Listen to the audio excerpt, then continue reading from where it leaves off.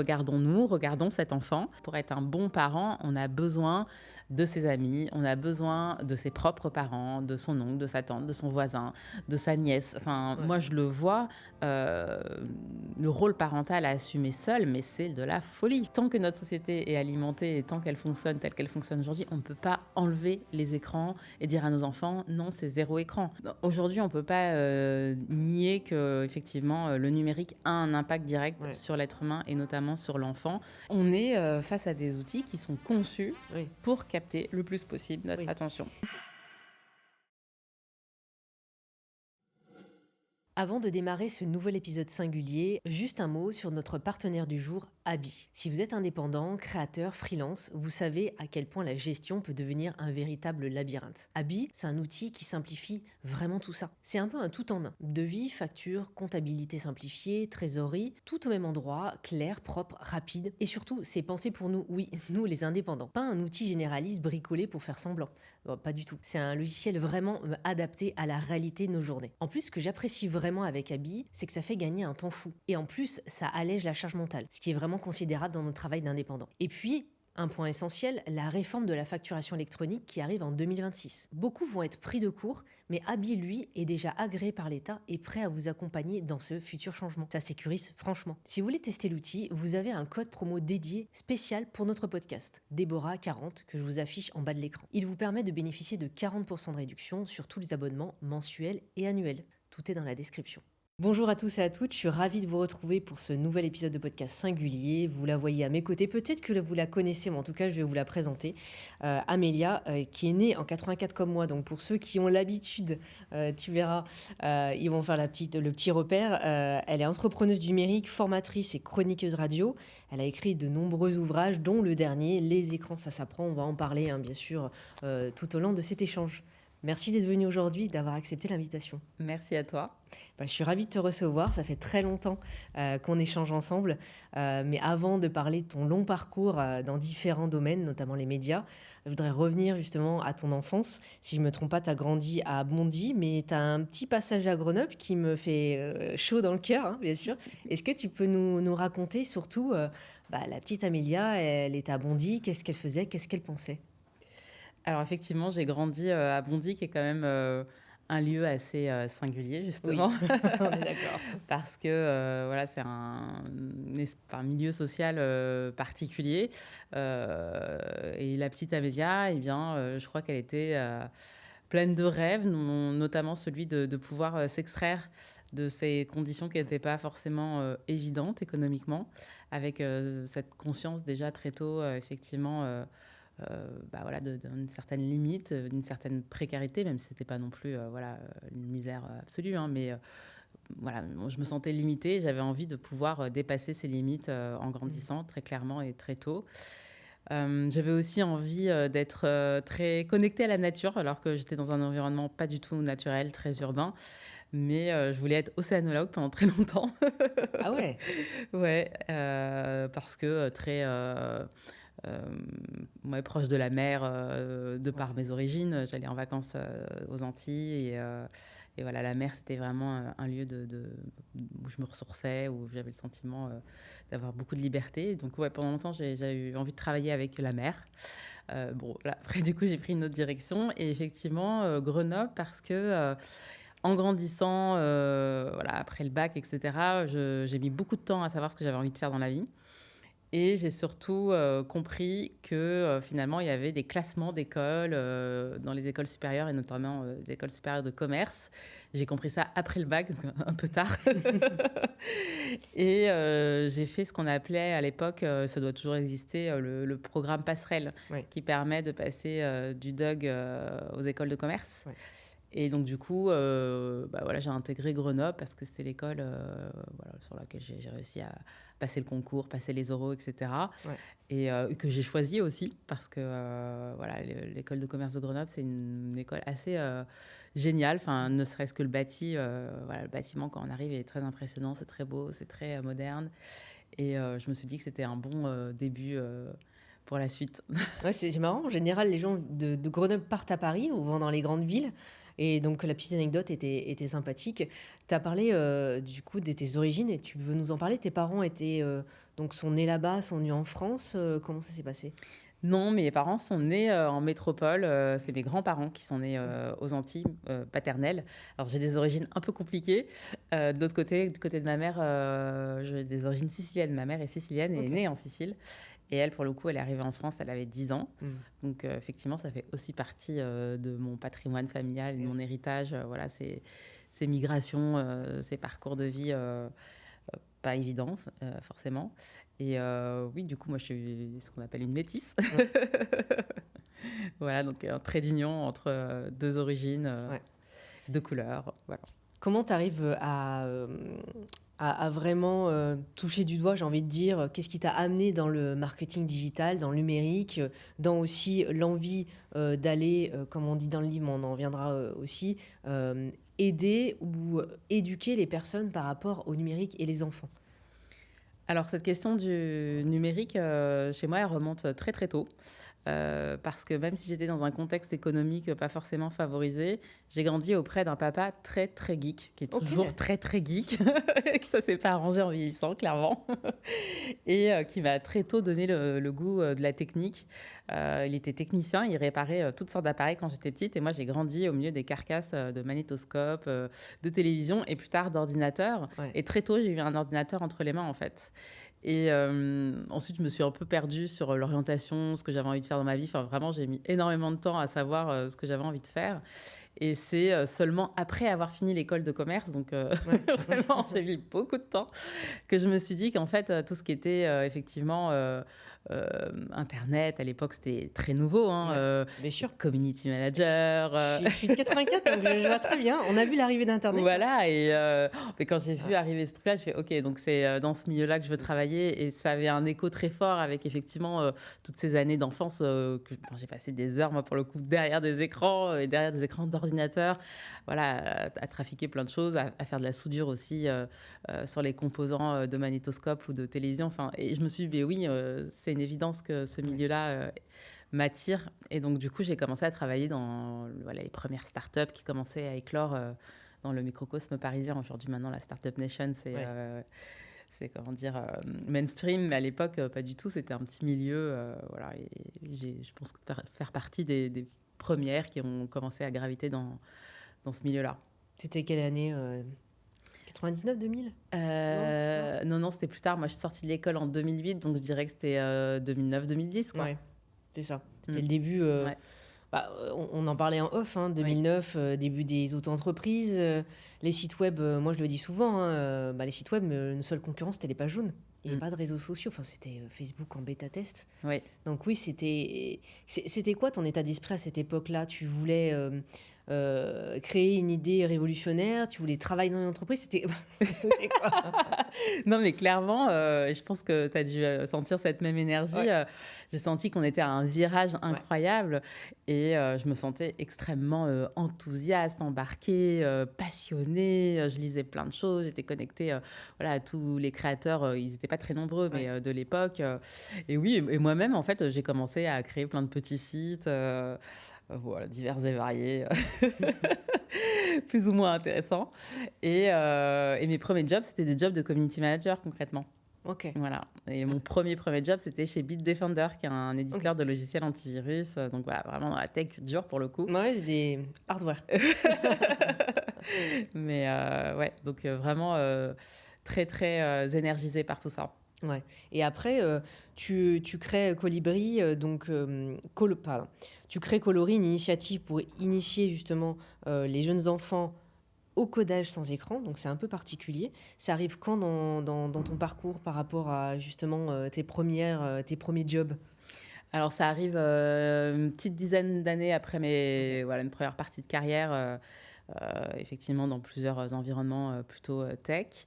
Et Coloris, c'est vraiment en devenant parent que je prends conscience effectivement qu'il y a un trou dans la raquette sur les propositions éducatives sur la technologie, que nos enfants sont trop peu éduqués à ces sujets, et trop tard, et qu'en Ouais. fait les jeunes enfants sont très consommateurs, sont comme nous, connectés, hyper connectés, et manquent de repères fiables, manquent de compréhension de ces sujets. Et donc, je décide de me lancer avec des professionnels de l'éducation, des personnes dont c'est véritablement le métier d'être auprès des enfants. Parce que moi, c'était voilà, mon rôle de maman, mais ce n'était pas un métier Ouais. du tout. Et l'éducation, c'est quand même tout un apprentissage. Et on a lancé des ateliers expérimentaux qui ont été pris d'assaut. Enfin, voilà, on a lancé 10 dates. Les 10 dates ont été remplies tout de suite. Et on s'est dit qu'on tenait là un concept intéressant et Mmh. qu'on répondait surtout à un vrai besoin sociétal. Et donc au début, voilà, c'était des ateliers qui se sont disséminés, puis ça a pris de l'ampleur voilà, jusqu'à ce que c'est devenu aujourd'hui. Le code sans écran, c'est quoi? Alors le code sans écran, c'est un des modules qu'on propose OK. effectivement aux enfants. Il y en a 3. C'est véritablement permettre aux enfants de comprendre la logique algorithmique qu'il y a derrière les écrans qu'ils ont entre les mains ou qu'ils consomment toute la journée. Comprendre que quand ils ont accès à une information, en fait, ça suit une logique Ouais. qui est une logique informatique, mathématique, très simple, très accessible, au principe vraiment euh, très bête et méchant que tout le monde peut comprendre, dont un enfant de 3 4 ans. Et donc, c'est des jeux de cartes, des jeux de motricité, des jeux en bois qui vont permettre à l'enfant d'écrire des premiers algorithmes. Donc, un Mmh. algorithme, c'est ni plus ni moins qu'une suite d'instructions précises pour résoudre un problème. C'est ça qui gouverne aujourd'hui toute notre société. Et donc, on propose aux enfants véritablement de soulever le capot des nouvelles technologies et eux-mêmes de comprendre ces logiques de développement informatique qu'il y a voilà, Mmh. derrière l'écran. Mais on leur propose aussi, donc ça c'était effectivement les premiers jeux, les premières activités qui existent toujours. Mais ensuite on a développé aussi des modules autour de la culture numérique, donc permettre aux enfants de prendre aussi de la hauteur historique et comprendre que toute cette comprendre pardon, que toute cette société hyper connectée, elle a une histoire en fait, une grande histoire avec des inventeurs, des inventrices aussi. On parle vachement des femmes informaticiennes avec Ouais. les petites filles pour leur montrer que c'est pas du tout des métiers réservés aux garçons et que historiquement, les femmes ont énormément contribué à cette discipline. Et troisième module qu'on a développé aussi, c'est tout ce qui est numérique responsable et toujours à travers ces jeux déconnectés, jeux de cartes, jeux de motricité, jeux de plateau, etc. On va interpeller les enfants sur leur consommation du numérique et les inviter à se rendre compte qu'il y a des façons de consommer le numérique qui peuvent être épanouissantes pour eux, Mmh. qui peuvent participer à leur développement, qui peuvent leur permettre de communiquer avec les autres, de développer leur culture générale, leurs connaissances. Mais il y a des façons aussi d'utiliser les écrans qui peuvent être extrêmement délétères et vraiment leur nuire. Et c'est important, en fait, très tôt qu'ils puissent discerner ces pratiques-là, quoi. Oui, surtout qu'aujourd'hui, on ne sait pas comme dans les années 90-2000 où nous on a bercé, le numérique maintenant est partout. C'est-à-dire qu'un enfant, limite, moi j'en ai vu à 3-4 ans qui avait déjà une tablette. Ah oui, mais même avant. Oui, mais... Ah oui, Bah oui, oui, ce qu'on observe maintenant, et c'est là que c'est important d'alerter les ouais. parents. Et parce que pour le coup, quand on parle de bébé, le bébé n'a aucune possibilité d'intervenir Bah sur oui. lui, le pauvre. Mais on voit trop encore de parents qui donnent le téléphone dans la poussette. Alors si c'est exceptionnel parce qu'il y a un besoin urgent d'occuper le bébé, ok. Mm. Mais quand c'est tous les jours et sur des durées qui ne sont pas limitées, c'est grave en fait. Et il faut absolument que ces pratiques-là puissent s'arrêter. Et du coup, tu penses que dans le système éducatif, il faudrait plus euh, expliquer, intégrer, parce que en fait, quand on parle du numérique, tu vois, avant de préparer notre interview, j'ai questionné des personnes de tout niveau et ils m'ont dit, bon, on n'a pas besoin de parler du numérique, c'est intégré. Est-ce que c'est si vraiment intégré que ça? Est-ce qu'on sait les dangers? Est-ce qu'on sait l'avantage? Pas tant que ça, en fait. En fait, on a un sentiment de compétence Ouais. qui est un peu illusoire parce que effectivement, les outils sont faits pour qu'ils soient faciles d'accès. C'est-à-dire qu'effectivement, on fait glisser le doigt sur la tablette et s'ouvre à nous tout un Ouais. monde hyper intuitif, hyper facile. Sauf que derrière cette facilité se cachent des complexités économiques, algorithmiques, sociétales qui sont réelles et dont on n'a pas conscience quand Mm. juste notre doigt glisse sur l'écran. Mais derrière, il y a des acteurs qui s'enrichissent, il y a des designs qui sont construits pour capter notre attention, il y a des algorithmes qui nous enferment dans un certain nombre d'informations et nous empêchent d'aller nous ouvrir à d'autres informations contradictoires. On voit aujourd'hui qu'effectivement, cette facilité d'accès aux écrans, cette facilité d'usage, nous rend un peu paresseux sur justement essayer de questionner, de comprendre, de critiquer, de décortiquer ce qu'il y a derrière. Or, ça devient essentiel parce que, certes, ces outils, et je suis la première à les utiliser, et je suis, je pense, assez technophile, nous sont très utiles, Mm. mais ils nous nuisent aussi, ils nuisent au débat politique, ils nuisent voilà, à la connexion les uns aux autres, à la santé de nos enfants. Donc, on a besoin de faire cet effort d'aller décortiquer et de pas simplement se dire: «C'est bon, c'est facile, tout le monde sait se servir des écrans». Oui, on sait s'en servir, mais Ouais. c'est pas s'en servir l'enjeu, c'est comprendre, en fait. Ouais, et avec l'arrivée de l'IA, c'est encore pire. Oui, tout à fait. Ouais. L'IA, c'est vraiment, encore un nouveau chapitre, avec, encore des enjeux, plus gros, enfin gigantesques parce que, d'un côté, enfin et pareil, je suis aussi, hyper, admirative et fébrile parfois de l'utilisation de l'IA parce que ça a quelque chose d'absolument fantastique. Enfin, voilà, de pouvoir discuter, je ne sais pas si de temps en temps tu parles, Ah si. voilà, à voix haute avec l'IA. Enfin, tu Ouais. as vraiment, un sentiment de conversation tellement naturel, et puis, c'est cet accès, à cette connaissance, infinie, même si, voilà, elle se trompe souvent, il y a plein d'hallucinations, il faut faire Ouais. attention. Mais à côté de ça, il y a effectivement, une paresse intellectuelle qui s'installe, enfin, déjà des compétences qui ont tendance, voilà, à se dégrader, du fait de l'usage des technologies. Bah, là, avec l'IA, c'est quand même assez, flippant, quoi. On se Mmh. demande est-ce que comment notre cerveau va fonctionner dans 50 ans? Et au-delà de cette paresse intellectuelle qu'il faut quand même, regarder, il y a tous les aspects aussi criminels, qui explosent avec l'IA. Enfin, aujourd'hui, on a, effectivement, bandes organisées en ligne qui utilisent l'IA pour, voilà, effectivement agresser les enfants Mmh. ou les personnes âgées. Enfin, ça permet aussi, d'aller beaucoup plus loin dans la cruauté. Donc, tout ça, on a besoin effectivement d'en protéger nos enfants, de s'informer, de s'éduquer. Oui, peut-être que de connaître justement, de comprendre comment ça fonctionne et de connaître, vraiment connaître, hein, pas juste survoler le sujet, ça peut rassurer aussi les parents. Bah, de toute façon, quand on est face à un sujet qui nous fait peur, je Mmh. pense que la meilleure réaction, c'est effectivement, d'essayer de comprendre, Mmh. d'essayer d'approfondir ses connaissances.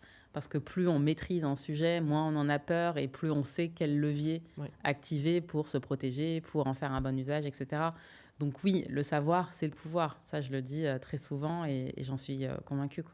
L'IA intègre le numérique ou c'est le numérique qui est en haut, de côté définition, hein, pour ceux qui découvrent, entre guillemets. Tu mettrais un l'IA dans une sous-branche qui fait partie du numérique. Comment tu vois les choses? Alors, l'IA, faut quand même avoir conscience que c'est là depuis très longtemps, hein. C'est-à-dire Mmh. que l'IA, c'est déjà dans Google Maps, c'est Mmh. déjà, dans les résultats de recherche, de Google, Ouais. voilà, c'est déjà dans les réseaux sociaux, les fils d'actualité et cetera. L'IA qui est vraiment, très nouvelle et qui vient, complètement nous bouleverser, c'est, l'IA générative. Donc, c'est, cette capacité de la machine à générer du contenu de manière extrêmement, naturelle, du contenu, audio, du contenu, écrit, du contenu vidéo, enfin voilà et du contenu qui nous paraît, tout à fait crédible. Si bien qu'on a de plus en plus de mal à savoir si le contenu proposé est du contenu, créé par une IA Ouais. ou créé par un homme. Et donc, je crois effectivement que cette nouvelle discipline d'IA générative est quand même à part et rebouleverse à nouveau complètement, notre système, de société, notre système de Ouais. communication, peut-être, je ne sais pas, nos cerveaux, enfin, voilà, on voit effectivement que l'émergence de ces outils, a quelque chose, d'assez révolutionnaire, Ouais. tout comme l'a été effectivement, Internet, internet, voilà. Mmh. oh, peut-être moins. Alors, quand je dis dangereux, attention, c'est ce que je peux entendre de la part des parents. Peut-être moins aussi rapide et donc avoir ce côté dangereux de on n'arrive pas à le maîtriser. Ou c'est pareil, c'est Ah, quoi? je pense qu'il y a un non-maîtrise totale, du Ouais, donc c'est sujet pire. et oui et on a beaucoup de témoignages d'enseignants qui, ne savent pas du tout comment, prendre, le sujet, et voilà et Mmh. ils se rendent bien compte qu'effectivement les copies rendues sont des, pâles copies justement, de ChatGPT, mais qui sont complètement, pris, voilà, au dépourvu et qui savent pas Ouais. du tout comment, réorienter leurs cours pour que, ce soit adapté à ce nouveau contexte et Mmh. non, non, je pense que ça va très, très vite et que pour l'instant, on n'est pas du tout équipés, ni en tant que société, ni nos écoles, ni, nous parents, enfin, c'est assez flippant, ouais. Et l'école de demain, tu la vois comment? Parce que est-ce qu'il faudrait, au-delà de l'initiative que toi tu as créée, mais développer plus de cours, revoir le programme scolaire? C'est quoi, un peu ta sensation, ta vision? Bah, là, j'ai fait cette année, la rentrée de mon fils en sixième et j'étais assez saisie d'observer à quel point ça ressemblait à ma rentrée en sixième. Ah ouais. Et je me suis dit, bon, faudrait peut-être quand même qu'on évolue parce que moi, quand j'ai grandi en sixième, l'époque dans laquelle j'ai grandi ne ressemblait en rien Ben, à celle dans laquelle grandit mon fils. Et donc, comment se fait-il que l'école se soit aussi peu adaptée à cette évolution fulgurante? Donc non, je pense qu'il faudrait vraiment revoir tout de fond en comble. Enfin, aujourd'hui, les compétences les plus importantes à transmettre à nos enfants, c'est certainement pas des compétences académiques. Ils ont accès à ces mmh, compétences académiques et il faut qu'ils y aient accès, il faut qu'ils les apprennent. Mais il faut d'abord qu'ils apprennent aujourd'hui à apprendre de nouvelles choses parce qu'il y a tout le temps des nouvelles choses qui arrivent. Donc apprendre à apprendre, à prendre la parole. Aujourd'hui, c'est beaucoup plus déterminant et discriminant de savoir s'exprimer avec aisance à l'oral, mmh, voilà, plutôt que de savoir écrire pendant des heures sur un sujet. Il faut qu'ils apprennent à l'empathie. Enfin, on voit ouais. bien à quel point justement cette arrivée du numérique dans nos relations vient perturber notre capacité à l'empathie. Donc, il y a des écoles, Ouais. il y a des pays dans lesquels l'empathie est obligatoire. Voilà des compétences qui sont hyper importantes à transmettre aujourd'hui, en 2025, à nos enfants, au-delà des compétences académiques et des feuilles A4, grand Mmh. carreau, Ouais, c'est ça, c'est ça. qu'il faut acheter à la rentrée, quoi. Ouais et puis et l'hyperactivité par la consommation rapide, des réseaux sociaux. Il y a aussi cette dangerosité, enfin il y en a qui diront non, qui diraient: «Il faut s'adapter aux nouvelles générations, aux nouvelles technologies, à notre époque». Il y a quand même un danger qui est présent. Oui, bah là, c'est ce qu'on. Enfin, aujourd'hui, il y a quand même effectivement des signaux assez forts de dangerosité des réseaux sociaux, notamment sur Ouais. la santé mentale des enfants. C'est ce que dit le rapport TikTok qui vient juste de sortir. OK. On sait, oui, il y a eu un rapport qui a été remis effectivement par 2 députés et qui, pendant 6 mois, ont essayé de rassembler toutes les informations scientifiques sur la consommation de TikTok par les jeunes. Et enfin, le rapport est vraiment sans appel.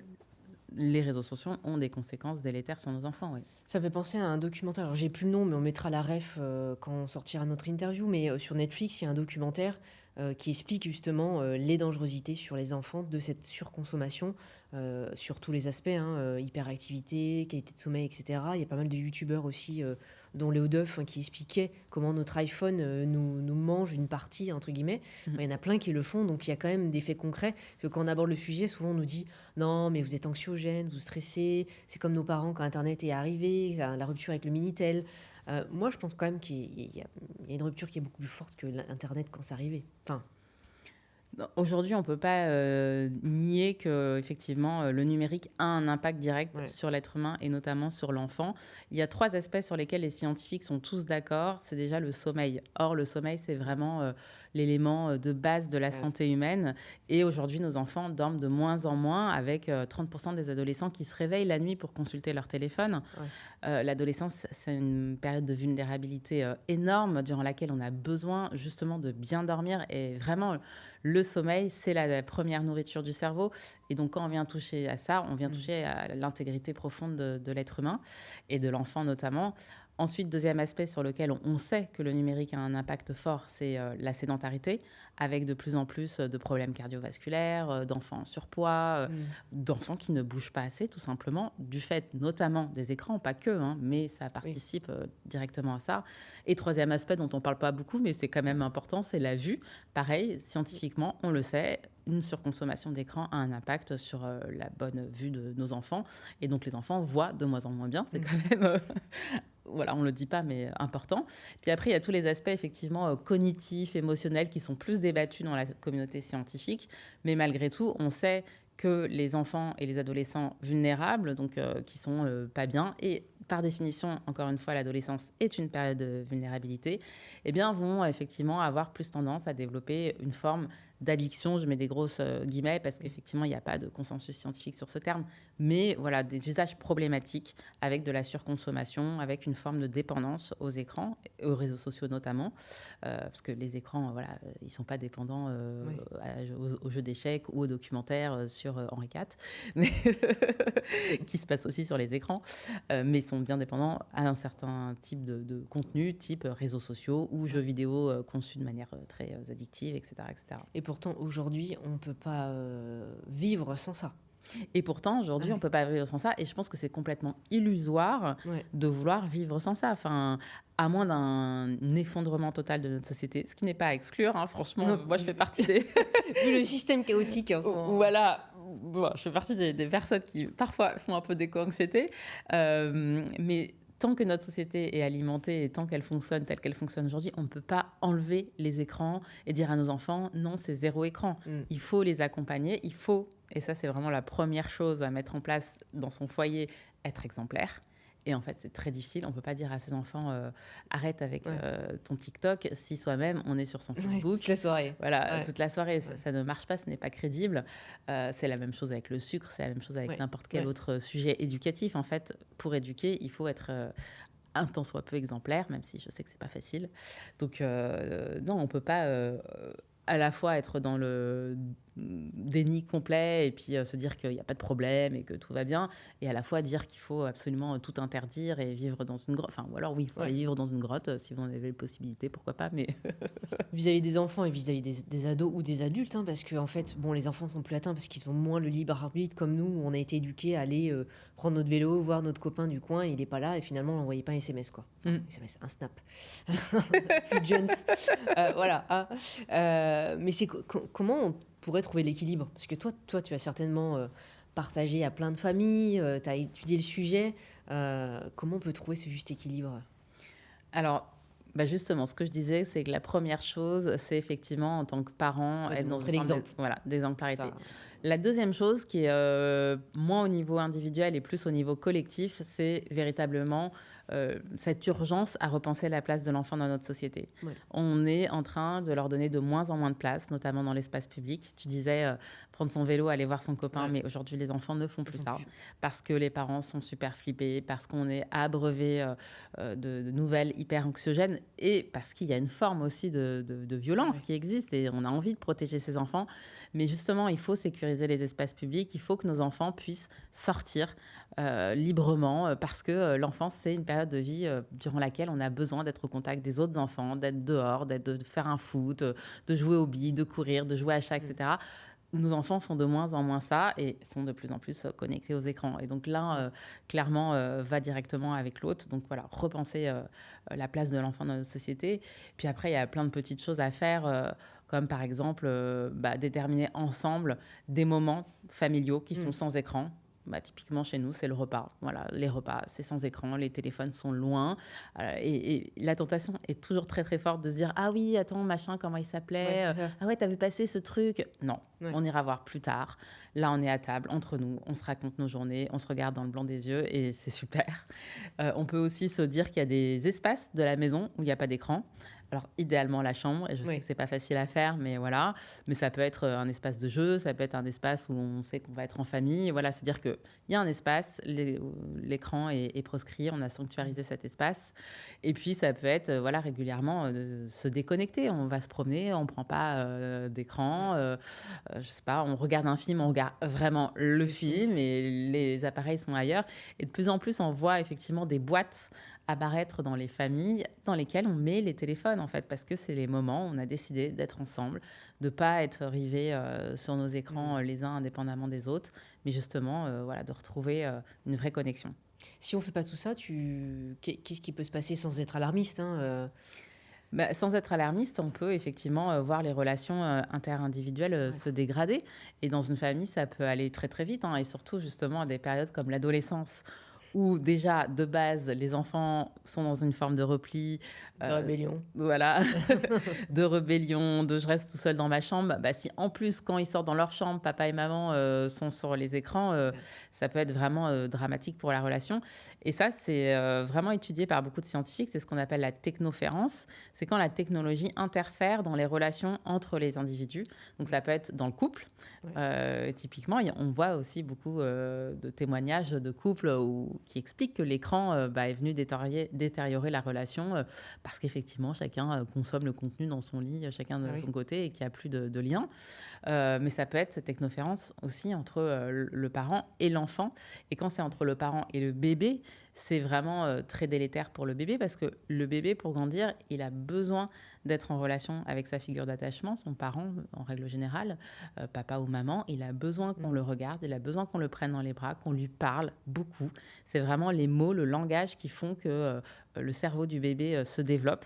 Et donc, si le parent passe sa journée collé sur son téléphone au détriment de ses interactions, au détriment de cette relation qu'il doit avoir avec son enfant, bah, c'est très délétère effectivement et néfaste pour le développement du bébé, quoi. Mmh. Comment tu es venue, à parler, justement, de ces thématiques et surtout d'écrire un ouvrage, hein? Les écrans, ça s'apprend, on le montre à l'écran et puis on le partagera. Tu dis, sur la couverture, «Le guide pour protéger nos enfants et les accompagner dans les usages positifs et responsables». C'est quoi l'impulsion? Pourquoi ce livre? Tu as parlé, de plein d'aspects, mais j'aimerais comprendre, comment c'est né? J'ai eu vraiment envie, de faire la synthèse des 7 années, de travaux, qu'on a effectués avec Coloris, sur le terrain. Mmh. Parce que j'ai observé, effectivement beaucoup de familles et notamment de parents qui nous demandaient, des conseils, qui nous demandaient de l'accompagnement et qui me posaient des questions qui me paraissaient, assez évidente et j'ai pris conscience à travers ces questionnements parentaux du manque d'information et de la désinformation qu'il peut y avoir sur ce sujet. Je pouvais avoir des parents, par exemple, qui me disaient mais moi, ma fille, elle a regardé 3 heures un dessin animé dans le train. Qu'est-ce qui va lui arriver? C'est grave. Non, non, ce n'est pas grave du tout. Et à contrario, des parents qui disaient: «Ah oui, bah, moi, tous les jours, mon fils, il regarde 3 heures, mon bébé regarde 3 heures de YouTube pour apprendre à parler anglais, parce que comme ça, je lui fais apprendre l'anglais». Bah, là, par contre, ça peut être nuisible et c'est pas un usage qui est intéressant pour le bébé et le parent a le sentiment de bien faire, Ouais. alors que non, en réalité, c'est pas éducatif. Il est dupé par effectivement, des publicités ou voilà, des promesses qui sont fausses. Et à l'inverse, on a des parents qui rentrent dans un stress parental énorme et qui, parfois même interdisent complètement les écrans à leurs enfants, les Mmh. coupent du coup d'opportunités aussi d'apprentissage, de communication, culturelle et cetera ou même juste de récréatif, hein, de jouer à un bon jeu vidéo, Ouais. même un peu pourri, bah, en fait, des fois, ça fait du bien. Et voilà, je trouvais qu'il y avait 2 extrêmes je trouve que le débat sur les écrans se polarise extrêmement avec d'un côté des anti-écrans et Ouais. d'un côté des: «Mais non, c'est bon, ça va». Au contraire, c'est hyper intéressant pour nos enfants et qu'en fait, la vraie, hem, solution, enfin et le comment dire? La vraie posture valable, elle est au milieu.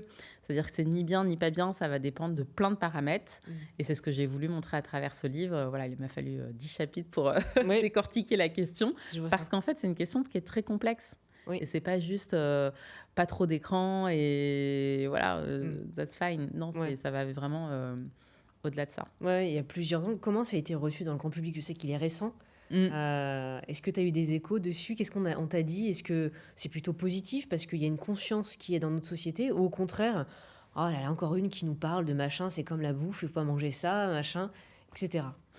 Non, j'ai plutôt des échos sympas. Là, ce matin, il y a eu un article dans le Café pédagogique, qui est vraiment le média de l'éducation à destination Mm. des profs notamment.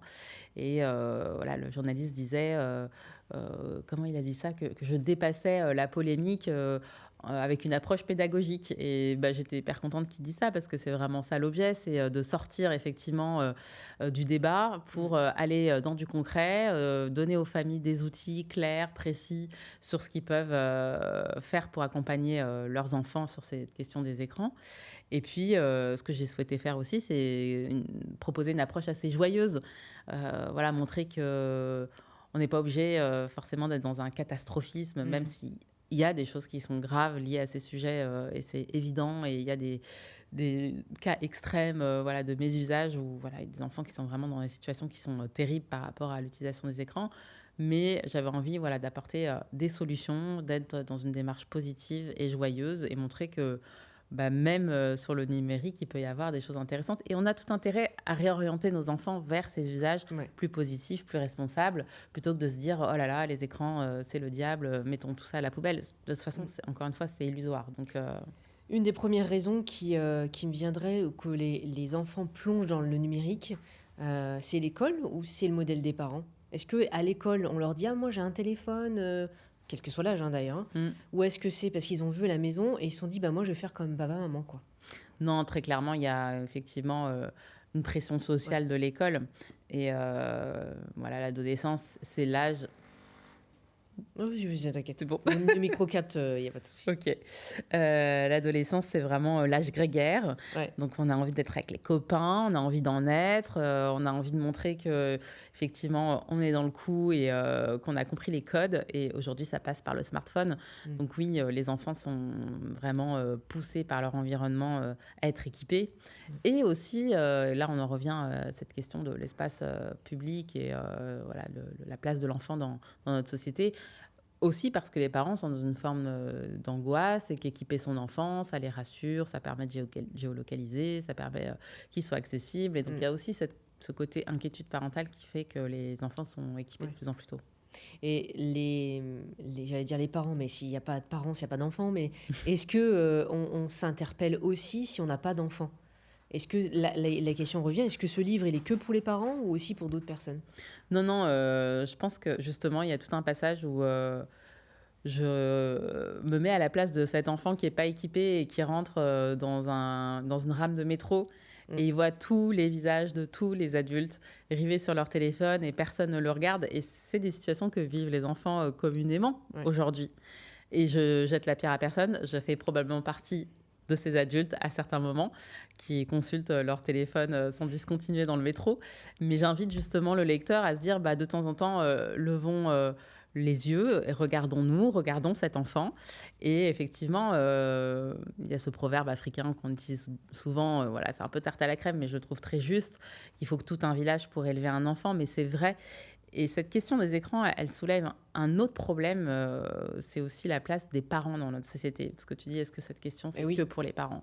Mais je pense qu'on ne peut pas être parent tout seul. Pour être un bon parent, on a besoin de ses amis, on a besoin de ses propres parents, de son oncle, de sa tante, de son voisin, de sa nièce. Enfin, moi, je le vois, le rôle parental à assumer seul, mais c'est de la folie. Enfin, on a besoin de toute la société, effectivement, pour nous aider à être un bon parent. Parce que si on essaye d'être tout seul parent et d'assumer seul ce rôle, c'est l'asphyxie. Enfin, ça demande une charge mentale qui est telle, voilà, une énergie qui est telle que c'est dur, quoi. Ouais. Donc non, j'invite la société entière à aider les parents, parce qu'en aidant les parents, on aide les enfants, et en aidant les enfants, on aide toute la société, en fait, parce que les enfants, c'est la société de demain, quoi. Oui, et puis même si, effectivement, les enfants sont plus sages, dans le sens ils sont un peu vierges, c'est nous qui leur montrons, donc quand ils arrivent, ils ne sont pas habitués, entre guillemets, au numérique, aux nouvelles technologies, etc. Mais ça peut aussi aider l'entourage. J'imagine que quand tu accompagnes ton enfant ou toi tu réagis, peut-être que des amis vont se dire, ah bah tiens, j'ai pas d'enfant, mais peut-être que je vais penser plus tard, quand j'aurai des enfants, ou peut-être moi, réduire ma consommation, quoi. Ça impacte. Oui, Évidemment. absolument. Ouais. Et puis voilà, soi-même, quand on est en relation avec des enfants, neveux, nièces, voisins, voisines, j'en sais rien, du coup, d'avoir ça à l'esprit, ces questions numériques qui sont quand même devenues centrales dans la vie de l'enfant, ça permet aussi d'apporter une réponse éducative, hein. Je pense qu'encore une fois, on est tous contributeurs de l'éducation des enfants. Donc, Est-ce qu'avant, il y avait d'autres dépendances qui étaient similaires au numérique parce que des fois, on dit « Ah, mais c'est votre génération qui dit ça parce que vous avez un certain âge » ou... Moi, je pense qu'il y a quand même des problématiques qu'on a créées avec le numérique. Alors, des bonnes choses, puisque je travaille là-dedans, hein, forcément. Mais il y a quand même aussi des moins bonnes choses, enfin, des inconvénients qu'on n'avait pas avant. D'accord, on peut le dire. On est face à des outils qui sont conçus pour capter le plus possible notre attention. Ça, il faut le dire. Vraiment, les réseaux sociaux, pareil, j'avais vu un documentaire, je crois que c'était sur TikTok. Leur objectif, c'est vous de faire rester... D'ailleurs, comme Netflix, hein, ils veulent nous faire rester à regarder les épisodes. Hein. Bien sûr. Et ça passe par du scroll infini, ça passe par des notifications, ça passe par tout un tas de techniques qu'on appelle aussi les dark patterns, qui nous conduisent effectivement à rester plus de temps qu'on aurait souhaité. Et cette déperdition de temps, elle est problématique pour nous adultes, encore plus pour les enfants qui sont encore moins armés face à toutes ces techniques qui sont conçues par des armées de cerveaux extrêmement diplômés, extrêmement aguerris et extrêmement aussi, déterminés à nous prendre du temps, parce qu'ils s'enrichissent immensément à chaque fois qu'on reste sur leur plateforme.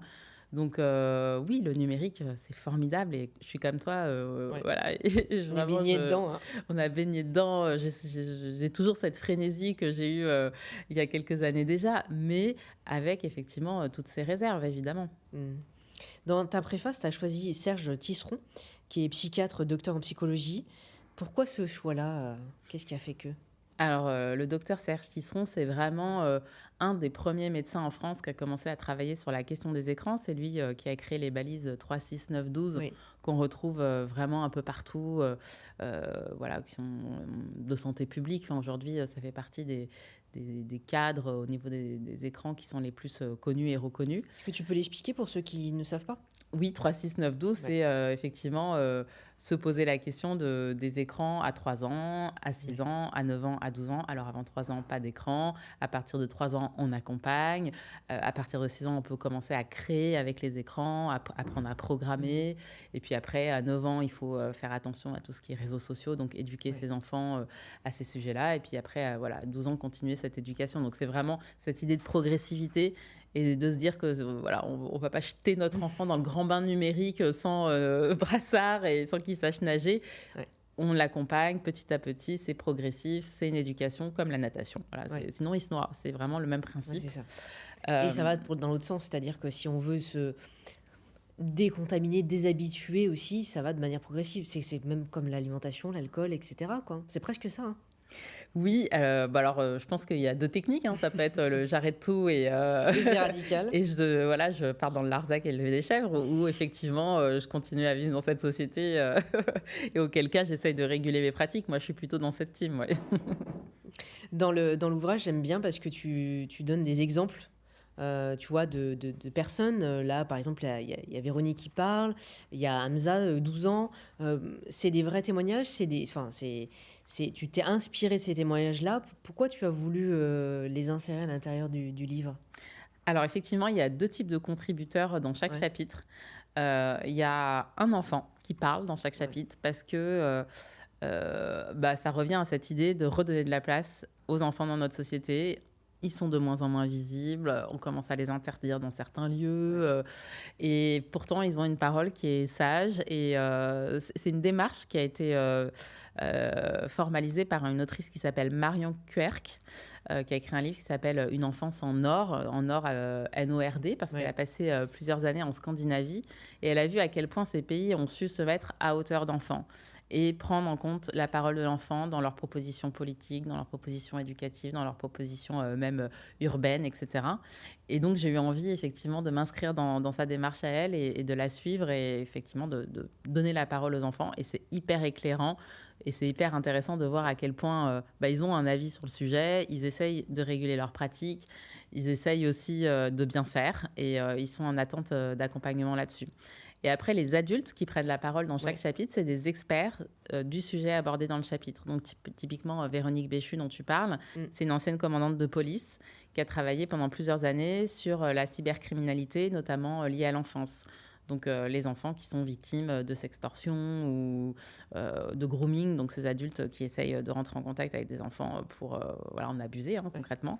Elle a dirigé ce service pendant, plusieurs années et elle a vu à quel point, ces sujets ont explosé et à quel point, les plaintes, ont afflué dans son service au point que, voilà, son service ne peut pas, tout gérer Ouais. et elle explique, oui, la technicité, de ces criminels, vraiment, très, très, pointue pour, arriver à leur fin, quoi. Mmh. Ça, c'est intéressant parce que du coup, on a une autre analyse. On a l'analyse des enfants qui sont directement visés et aussi d'experts. Il y a d'autres types d'experts à l'intérieur de l'ouvrage?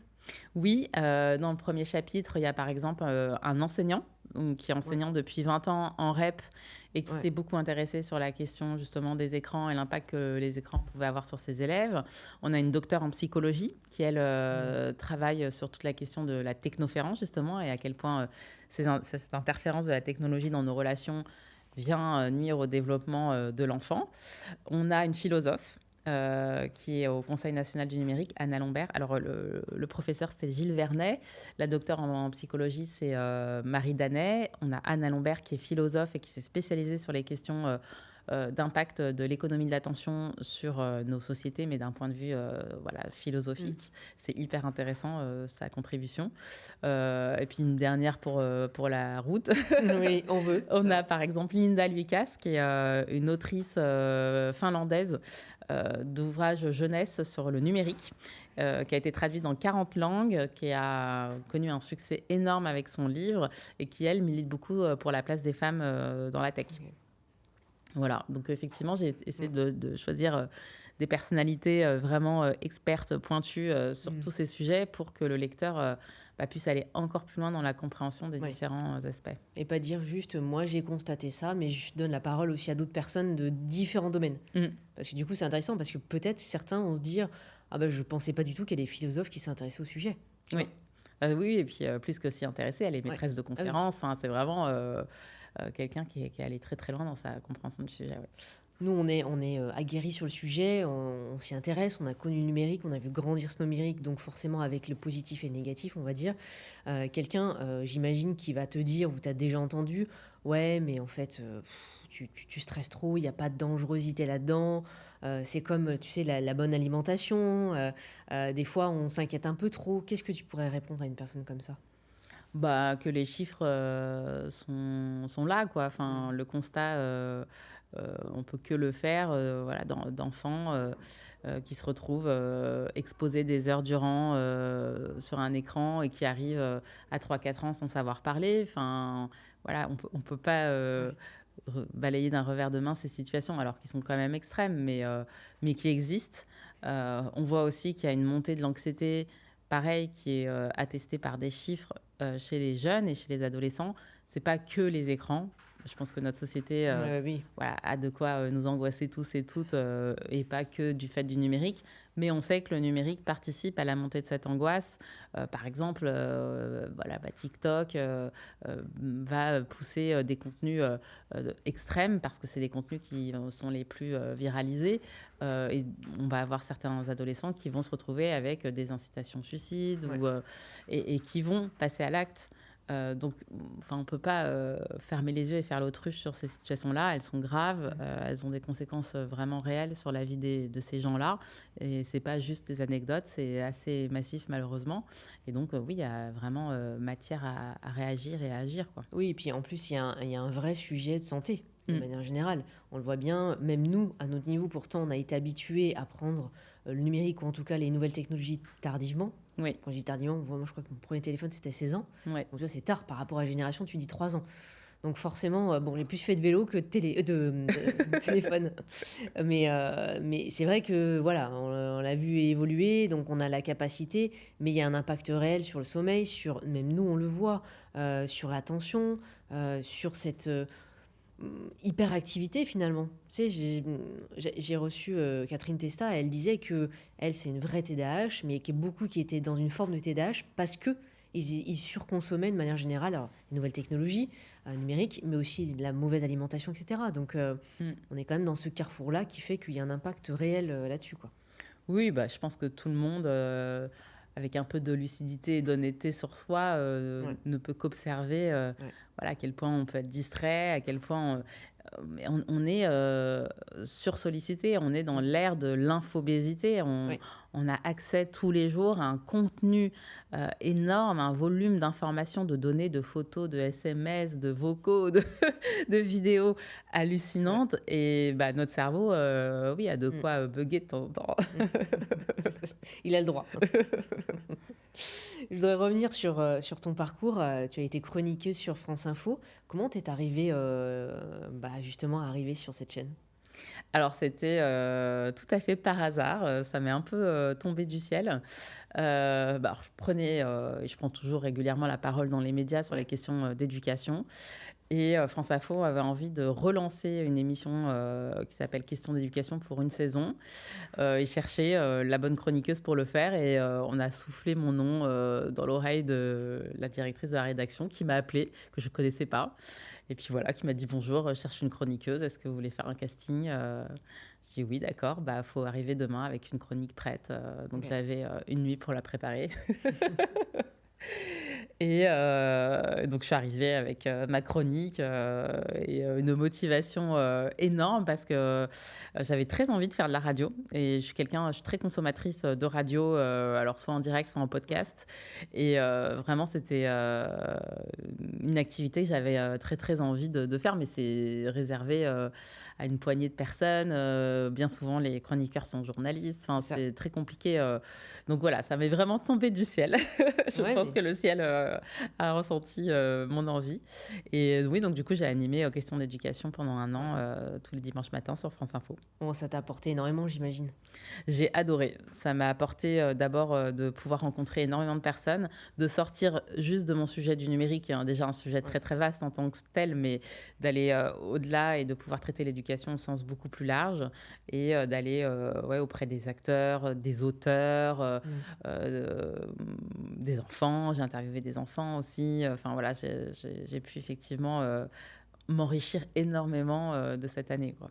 Les objectifs futurs, c'est quoi du coup? C'est une bonne question. J'ai revendu Coloris en début d'année dernière. Donc, dorénavant, je suis, salariée de l'entreprise qui m'a OK. racheté Coloris. Je suis directrice, parentalité, d'Internet sans crainte, qui est le programme, dans lequel s'inscrit dorénavant, Coloris. Donc déjà, c'est, m'assurer, que mon bébé soit sur, Ouais. de bonnes rails et puisse Avec les mêmes continuer, valeurs, voilà, ouais. puisse continuer son développement. Mais pour le moment, c'est le cas et je n'ai pas trop d'inquiétude. Et puis pour moi, c'est continuer de pouvoir prendre la parole sur, les Mmh. questions, d'éducation parce que, je pense que c'est un sujet qui voilà, mérite d'avoir encore plus de place. Mmh. Bien éduquer nos enfants, et pas simplement, nos enfants en tant que parents, mais nos enfants en tant que société, bah, c'est vraiment permettre à la société de prendre, si on peut, l'espérer, un meilleur chemin. Ouais. C'est un levier extrêmement fort, d'émancipation, de révolution, de changement et voilà, pour l'instant, j'ai encore plein d'énergie à consacrer à l'éducation de nos enfants. Ouais. Et tu vois quoi dans les prochaines années sur le sujet du numérique et de l'éducation? Ou qu'est-ce que tu Hem, souhaiterais? Tu as une baguette magique et tu te dis, il y a quelque chose qui... j'ai une baguette magique, et ben, je permets aux enfants d'avoir accès à des cours, de compétences psychosociales, donc ce Mmh. dont on parlait tout à l'heure, Ouais. à tous les enfants de toute la planète. Donc des cours pour avoir, apprendre à apprendre, apprendre à avoir confiance en soi, apprendre à prendre la parole, apprendre à programmer aussi, c'est Ouais. ce que je propose dans les ateliers coloris parce que ça permet véritablement, de comprendre comment ça fonctionne, apprendre l'empathie. Voilà, si vraiment j'avais une baguette magique, j'équiperais, tous les enfants de ces compétences, et je pense que ça changerait, radicalement, nos vies. Ouais, et comme on le disait, en plus, c'est pas axé que pour ceux qui ont des enfants, c'est pour ceux qui ont pas d'enfants aussi, ça marche. Oui, Parce que tu peux influencer ton voisin dessus, donc faut penser long terme. bah, oui, absolument. Enfin, moi, je vois à ma propre échelle, dans ma résidence, j'ai, sans arrêt l'occasion de Ouais. croiser les enfants des autres, de pouvoir discuter avec eux, de les accueillir, donc bon, pas si je joue avec mes enfants, mais je Mm. pense qu'effectivement, c'est pas réservé aux parents, la question de l'éducation, du tout. Le numérique, on a vu dans ton parcours, on a compris que c'était vraiment à la base de par ton père. Si ton père, il n'avait pas été dans ce domaine-là, tu penses que tu aurais été moins passionné par le numérique, tu serais dans une autre voie, tu aurais fait quoi finalement? C'est difficile parce que avec des si on refait le monde, mais Oui, non, mais clairement, je pense que ça a été assez, fondateur, de voilà, d'être sans arrêt, mm, entourée d'objets, technologiques et de moi-même, très tôt, heu, voilà, je jouais aux jeux vidéo sur ordinateur, j'utilisais des traitements de texte, Paint, enfin plein de choses, mais j'étais déjà, tout le temps en train d'utiliser l'ordinateur et je pense que ça a été vraiment fondateur. Un autre sujet qui me passionne et d'ailleurs, voilà, c'est directement en lien avec le livre, c'est, l'écriture. ouais, Donc probablement que j'aurais pu aussi, prendre, un chemin vers l'écriture, ouais, beaucoup plus assumé, quoi. ouais. Bon, finalement, ça se rejoint. Ça se On écrit sur le rejoint, numérique, enfin sur le web. voilà, ça se rejoint et j'ai publié un roman aussi il y a 2 ans, 3 ans maintenant. Tu peux dire le nom? Oui, Ainsi naissent les mamans. Ok, bah, je vous Voilà. le mettrai dans la référence, bah, en lien avec ton histoire. Non, c'est une fiction. C'est une fiction, d'accord. C'est totalement une fiction. C'est l'histoire d'une petite fille qui grandit dans une famille très riche et qui est élevée depuis sa naissance par sa nounou. Et l'année de ses 8 ans, sa nounou est licenciée. Ok. Voilà. Oui, bon, en fait, tu as plein de passions, plein de talents. C'est ça qu'on comprend. Voilà. Et donc oui, probablement que je reprendrai la plume pour de la fiction. J'aime beaucoup écrire des histoires depuis toujours. Du coup, tu définirais comment aujourd'hui? Écrivaine, chroniqueuse, ancienne chroniqueuse, formatrice c'est une question très dure. Ah oui, c'est une question très très difficile. Euh, Comment je me dis? Entrepreneur. Voilà, qui résume beaucoup de choses. Voilà, c'est parce qu'écrire un livre, c'est entreprendre. Coloris, c'est l'entrepreneuriat. Les chroniques, c'était une forme d'entrepreneuriat. Enfin, donc ouais, entrepreneur. Et je pense que c'est pas terminé. Et est-ce que dans le parcours du numérique, il y a une personne qui t'a inspiré, qui a été un mentor, qui t'a soufflé des choses que tu n'as jamais rencontrées ou que tu as rencontrées, hein, par exemple est-ce que tu penses à quelqu'un? Bah, plusieurs personnes. Et clairement, le parcours de Coloris, c'est un parcours ponctué de rencontres qui ont été déterminantes, de personnes qui m'ont conseillé, qui m'ont accompagné, qui m'ont financé. Alors, je peux déjà peut-être parler de Quentin Sagné, qui est le cofondateur de Devialet. Donc, Devialet, c'est les enceintes Made in France, voilà, qui m'a permis d'asseoir une ambition, de prendre confiance dans le projet. Voilà, il a cru au projet dès le début, dès les premières slides. Et ça a été vraiment déterminant pour me donner l'énergie et l'envie de le faire atterrir. Céline Orjubin aussi, qui est la cofondatrice de My Little Paris. C'est une personne, pareil, qui m'a tendu la main, qui m'a rassurée sur le fait que c'était une bonne idée et qui, par exemple, a communiqué sur les premiers ateliers coloris à l'époque et qui est une entrepreneure absolument exemplaire dans ce qu'elle a pu faire avec My Little Paris. Donc ces exemples très incarnés et voilà, de personnes qui ont vraiment pris de leur temps, pris aussi de leur argent pour soutenir le développement de Coloris, ça a été absolument capital. Enfin, sans eux, donc j'en ai cité 2, mais je pourrais en citer plein. 10. Coloris n'aurait pas pu se développer comme ça s'est développé, clairement. Et il y a une personne que tu rêverais encore de rencontrer dans ce domaine, dans ton domaine, parce que sinon, il y a plein de personnes, mais... Une personne que je rêverais de rencontrer dans mon domaine... peut-être la CTO d'OpenAI, donc ChatGPT. Ok. J'ai peur de dire des bêtises, mais je crois que son nom c'est Mira Mourati. J'ai pas le nom, mais on vérifiera, on rajoutera. Voilà, et puis coupe si c'est pas bon ce que j'ai dit. On rajoutera la petite capsule, c'est ça, de la voir. Et ouais, on parle peu d'elle. Ouais. Alors que vraiment, elle a joué un rôle décisif dans le développement du produit. Et je serais assez curieuse de connaître sa vision de ce produit qui est vraiment une révolution totale de notre façon de créer, d'écrire, de travailler. Voilà. Puis aussi sa vision de femme qui a une position quand même assez de direction, de dirigeante dans la tech, quoi. Les femmes en général sont plus sages que les hommes, donc ça serait intéressant de lui poser, tu vois. Oui. Un peu le comparatif. Voilà. Qui est-ce que tu aimerais inviter à ta place au prochain épisode? Alors, excellente question. Elle me dit pas Julie est déjà passée. Qui? Julie. Ah. Non, une personne que je trouve vraiment très inspirante, c'est Camille Labro. Que je connais pas. Qui est une journaliste culinaire. Okay. Et qui, elle, a monté, alors je suis toujours dans l'éducation, des ateliers sur le bien manger pour les enfants qui sont déployés notamment dans les quartiers prioritaires et donc dans des écoles où les milieux sont plutôt défavorisés. Et elle va arriver avec tout un tas de matériel pour que les enfants jardinent d'abord. Et puis puissent cuisiner ce qu'ils auront récolté de leur jardinage, et puis surtout puissent prendre conscience des bienfaits du bien manger sur leur corps, sur aussi leur santé, etc. Et je trouve que c'est des ateliers qui sont vraiment hyper bien faits, les enfants adorent, et c'est de santé publique, quoi. Puis les enfants sont créatifs, ils sont complètement ouverts. En fin de compte, c'est plus la société ou notre éducation ou l'éducation de la société, de manière générale, qui vont aller les conditionner. Mais c'est vrai qu'ils sont toujours friands pour voir le monde avec des paillettes, comme on Ah dit. oui, bah oui, c'est effectivement à nous de leur donner Ouais. cet accès. Ah. Justement, à la petite Amélia, tu voudrais lui dire quoi aujourd'hui? Bah, je voudrais lui dire, c'est pas mal. Finalement, tu vois, on n'était pas dans les océans, mais Non, non, de lui dire de pas s'inquiéter, qu'elle va y arriver, de croire en elle, heu, voilà, de laisser tomber, toutes les croyances limitantes, qu'elle peut avoir et elle en a beaucoup. Et puis ouais, d'avoir foi, en son destin, d'être confiante, et de croire en elle. Hmm. Et si tu avais un mot de la fin pour conclure notre échange, ça serait quoi? Et ben, ce serait, sur les enfants, à nouveau. Voilà, rappeler, aux auditeurs, à quel point c'est, une ressource, précieuse de notre humanité. Souvent je dis que c'est, la plus belle partie de l'humanité, c'est les enfants.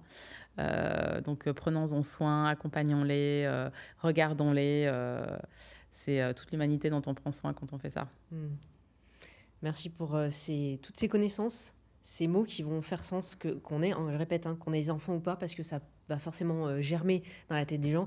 Et puis d'avoir une autre vision du numérique. Tu vois, moi, je n'ai pas analysé cette face-là, puisque je suis plus dedans et je l'utilise au quotidien. Et voilà, j'essaye de démêler un peu vrai du faux pour le professionnel.